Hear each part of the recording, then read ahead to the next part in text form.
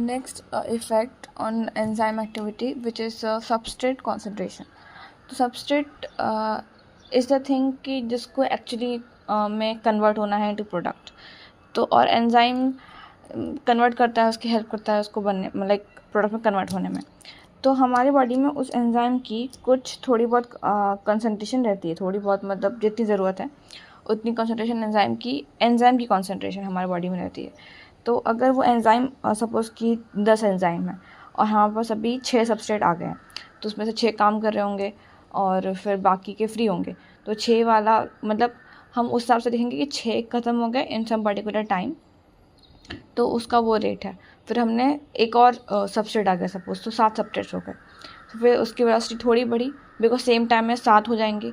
फिर हमने एक और सबस्ट्रेट लाया, 8 सबस्ट्रेट हो गए. तो वेलोसिटी रिएक्शन की और बढ़ रही है क्योंकि सेम टाइम पे 8 हो जा रहे हैं कंप्लीट, बिकॉज हमारे पास ऑलरेडी उतने क्वांटिटी है ऑफ द एंजाइम. बट हमने मतलब हमारे पास 10 हैं एंजाइम्स और हम फिर अगर धीरे धीरे 8 से 9 बढ़ाए, 9 से फिर हम 10 ले आए. 10 एंजाइम हमारी बॉडी में है, 10 सबस्ट्रेट आ गए और 10 सबस्ट्रेट आ गए.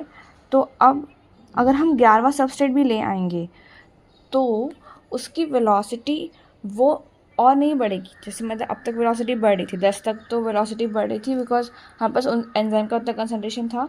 एंजाइम का कंसनट्रेशन सबस्ट्रेट की कंसनट्रेशन से मैच हो गया. बट इवन आप सबस्ट्रेट का कंसनट्रेशन बढ़ाने पे भी उसकी वेलोसिटी उतनी ही रहेगी.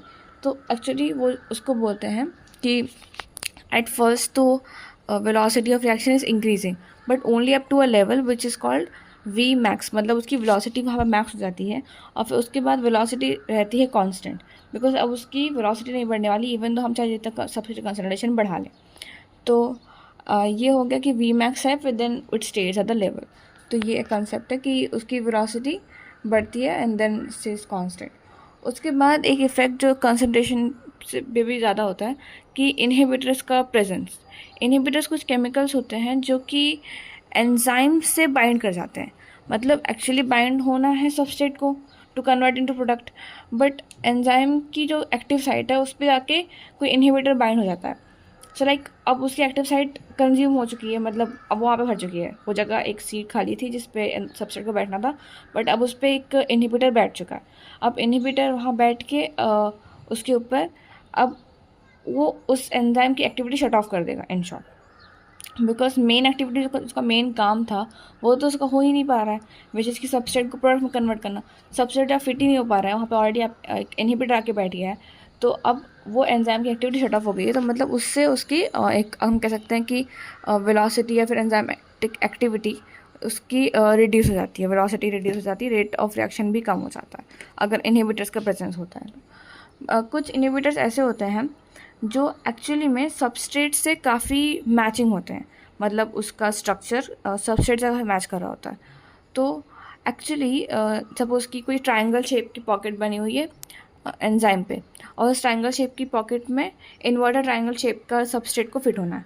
बट एक दूसरा इन्वर्टेड ट्रायंगल शेप का ही एक और मॉलिक्यूल आ जाता है विच इज़ इनहिबिटर, जो कि उस इन्वर्टेड ट्रायंगल में फिट हो जाता है इन द मतलब जो एंजाइम था उसमें फिट हो जाएगा.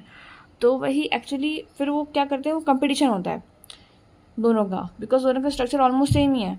तो सबस्ट्रेट और इनहिबिटर का कॉम्पिटिशन होने लगता है. तो इस चीज़ को हम बोलते हैं कॉम्पिटिटिव इनहिबिशन इन शॉर्ट. तो कॉम्पिटिटिव इनहिबिशन ये है कि दोनों का स्ट्रक्चर, इनहिबिटर का स्ट्रक्चर और सबस्ट्रेट का स्ट्रक्चर सेम है.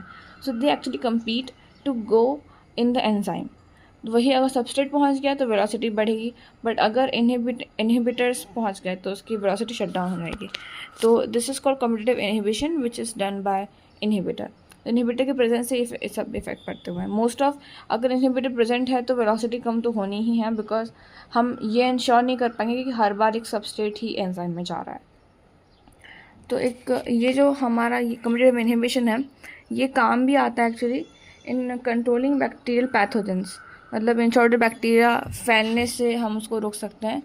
तो हम अपने आप से कुछ हम कॉन्शियसली कुछ ऐसे इनहिबिटर्स डाल दें ताकि वो चीज़ ग्रो ना हो जो हमें नहीं चाहिए. तो it can be helpful to in controlling bacterial pathogens.